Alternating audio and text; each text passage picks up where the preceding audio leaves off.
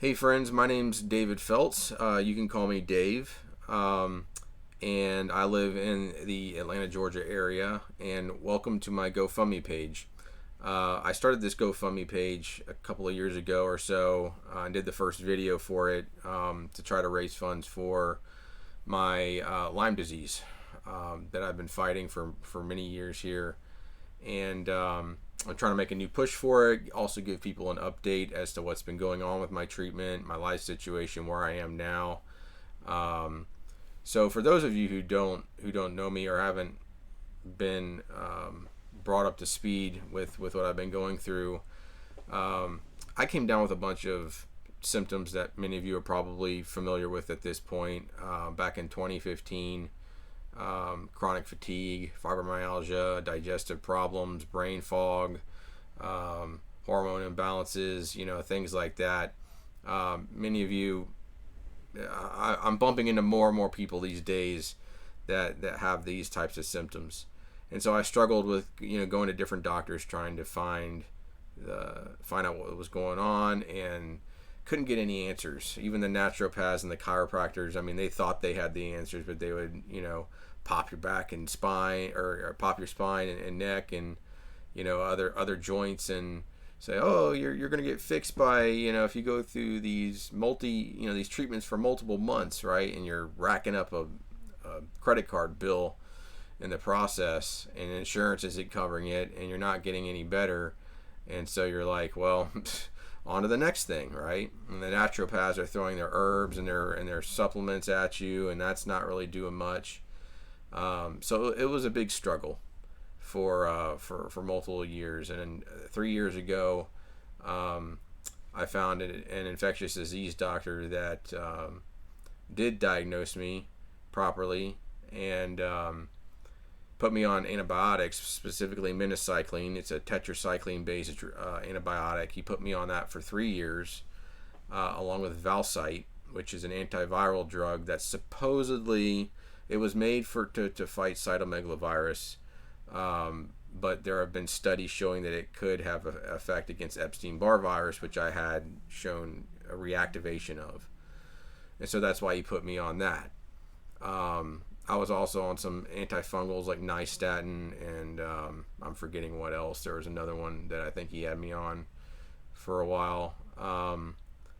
But I got a little bit better on the minocycline, and kind of plateaued, and then started to kind of slowly dip back down over that 3-year period. And I kept going to him every month, asking, hey, what can we do here to try to improve my symptoms, or am I going to keep sliding back down? Am I going to keep, living like this the rest of my life? I can't do that. And basically, he ran out of answers, and he threw Flagyl at me, which is another antibiotic and much stronger. And it's used in the treatment of Lyme. It's used to fight the cyst form of Lyme. But it didn't do much for me. It didn't do what was supposed to be done. I was starting to develop Parkinson's-like shaking and tremors, and loss of motor control in my arms and legs at one point, which I've gained back, obviously, along with some other neurological symptoms and whatnot. So I sought out a new infectious disease doctor and found one, thankfully, through fate. I happened to find them, and they also ran their independent testing, a much larger sized test, lots more blood work, and they just drew a lot more blood work this week to try to see if any of that testing is going to be different, or show different levels, show different flags, things like that. So they basically put me on an antibiotic called ceftriaxone, which is an intravenous antibiotic. They put me on it for 6 weeks.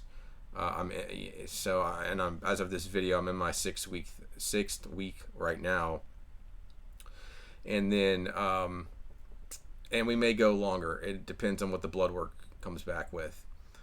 So I could be on the ceftriaxone a bit longer, but that drug is more, I've been told, is specifically for neurologic Lyme disease. It gets into the brain and spine a lot easier, the nervous system, and I can feel what I think is the Herxheimer reaction in my spine going on with inflammation and whatnot. But I feel like I have been getting better on it, but I also feel like I've been having a big Herx reaction.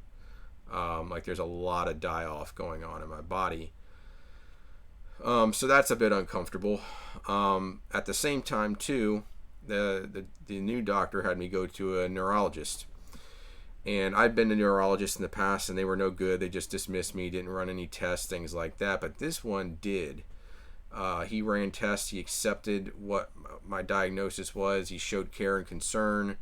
And he did some nerve conduction tests on me, which showed the inflammation and nerve damage, believe it or not.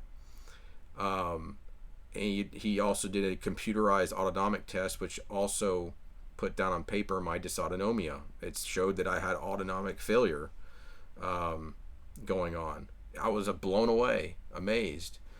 So those tests now allow me to get something called IVIG, which is immunoglobulin therapy from the infectious disease doctor. And I've got to be on that for multiple years. It's a once a month treatment, thankfully, that you just go into the clinic for, and they stick you, and they pump synthetic immunoglobulins into your body. And the theory is that, or the thinking is that the synthetic immunoglobulins eventually over time replace the bad ones in your body that are causing a lot of the pain in your joints and whatnot. Because after the Lyme infection and then co-infections, if they're there, once that's all taken care of, there's still nerve damage, there's still cell damage and whatnot, and your body's going to have to repair. And if there's still a state of dysautonomia going on, your body can still be producing these faulty antibodies. And that's what we believe is kind of going on. Like, I don't have Epstein-Barr reactivation. I don't have any of these other herpes viruses that are, popping up on the blood test. It's just my body's in an autonomic state of dysfunction, and boom, it's producing all these different antibodies when it shouldn't be, right? So, and the same goes for other parts of the body, like digestion and heartbeat, heart rate, POTS. I still deal with the POTS symptoms, which have amplified a bit in recent months, and which has been uncomfortable. So that's kind of been an update on what's been going on with my treatment. And on a personal side, on top of all of this, I got divorced about a year ago, unfortunately. I won't dive into the details or specifics of it, but that was a pretty emotionally traumatic or upsetting thing. I mean, it's never fun to go through a divorce, and so there's, I get to see I can't see my kids as often. I used to see them daily. Now I see them every other weekend for the most part. I wish I could see them every day. But long story short, I think people can say when it comes to divorce, there are it was necessary. I mean, just there were unreconcilable differences, and it just had to happen. And so that was something that occurred and has financially impacted me greatly in a negative manner. And I've applied for disability. I've applied for food stamps. I have been applying for work, remote jobs, things like that. But as you all know, many of you have been in this situation. Nobody's getting back to you. Nobody calls, emails, or anything to say, hey, can I have an interview with you? It's just a black hole, radio silence. And I can go into I worked in tech for 20 years, so I know what's going on, or have a good idea of what's going on with all of these job search sites and everything. I mean, but I digress. I've been making efforts to get work. remote work that I can do at home, but it's not been great. So, and the dealing with the pain and the neurological symptoms has also been something I have to deal with on a daily basis, and so it's disrupted my life in a social way. And so that's why I applied for disability, to try to get some help there. But as you know, in our country, it can take 1 to 2 years just to get disability, and there's no guarantee of getting it, right? It took me 3 times just to get food stamps, get that application approved. And even then, that's not a ton of money. It's not as much, with the rising cost of food and everything. So, long story short, I'm putting a new push in with this GoFundMe page to try to gain steady support, financial support from my friends and acquaintances and even strangers out there if they feel led to give, to continue treatment and also help with daily living expenses. So that's pretty much it. In a nutshell, I'm making strides every day to get back to a healthier level of life, so I can be a great dad to my kids and also start working again on a regular basis in a traditional or normal job, I guess you might say. I guess nothing's normal these days, but just getting back into making more money and being able to support myself independently. So I would appreciate any and all donations you can give. I have a low, 10,000 is a high number for a lot of people, but and realistically my number is higher than that. But I'm starting with a lower goal just to see if we can get it jump started. And then if we go higher than that, I can increase things as we go.